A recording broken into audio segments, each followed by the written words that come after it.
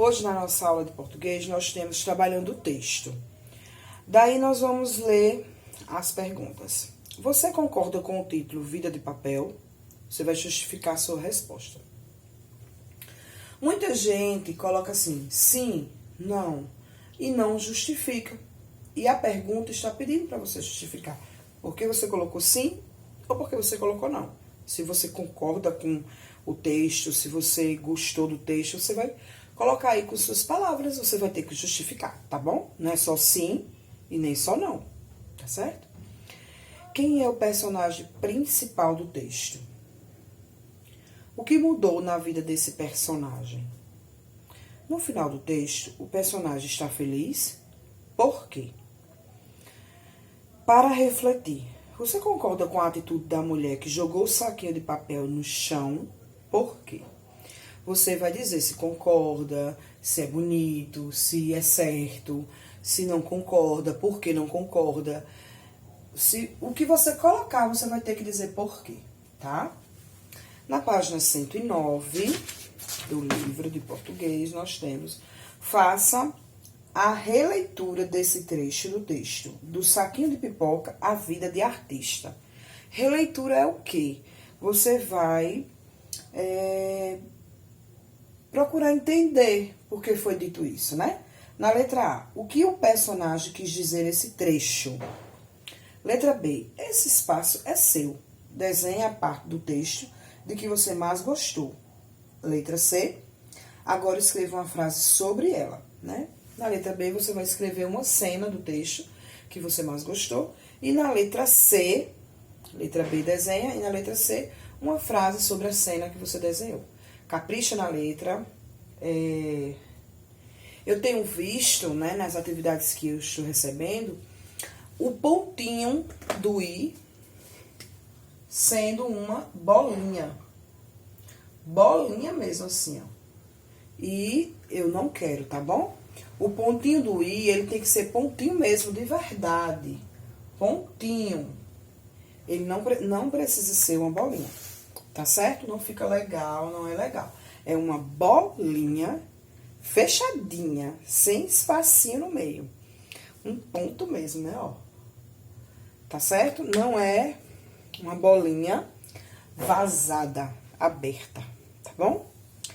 E aí, nós terminamos a atividade de português. Por quê? Porque essa atividade, ela é sobre o texto que a gente já começou, né?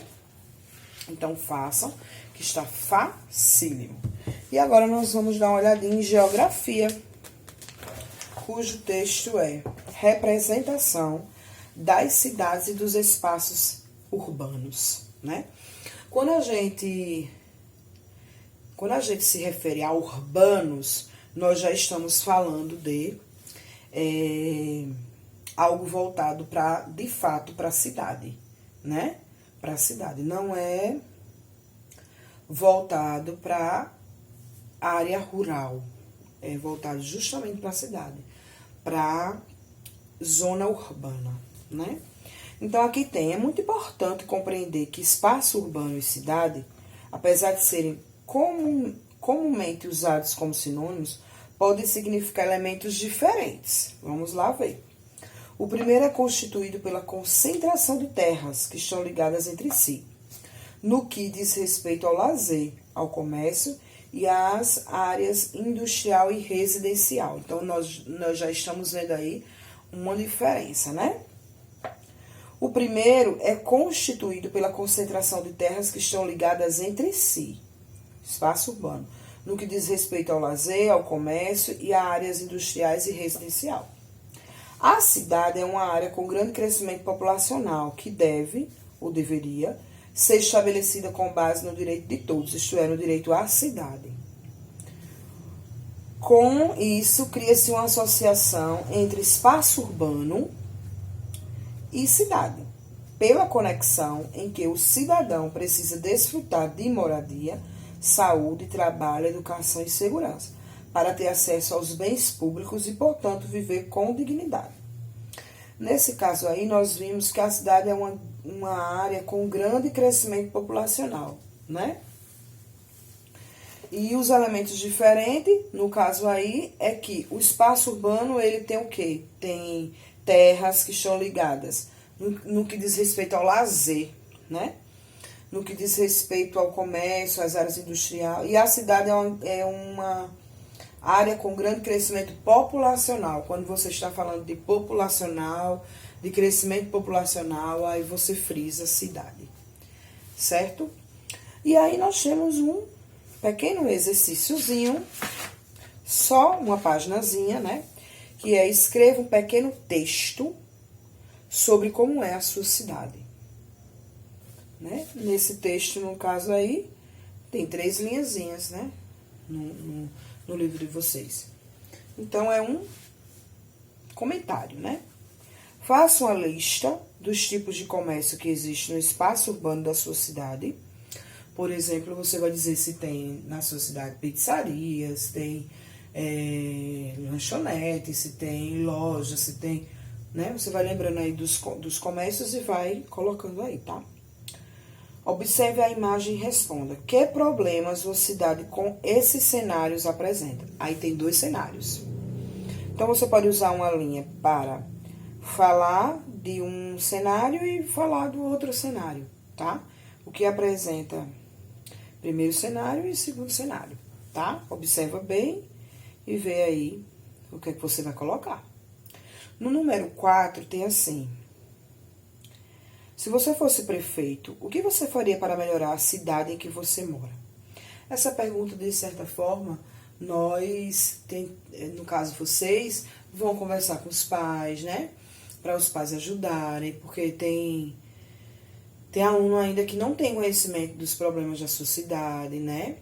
Pode até apresentar alguma dificuldade, mas eu acho que uma grande parte, a maioria vai saber, né?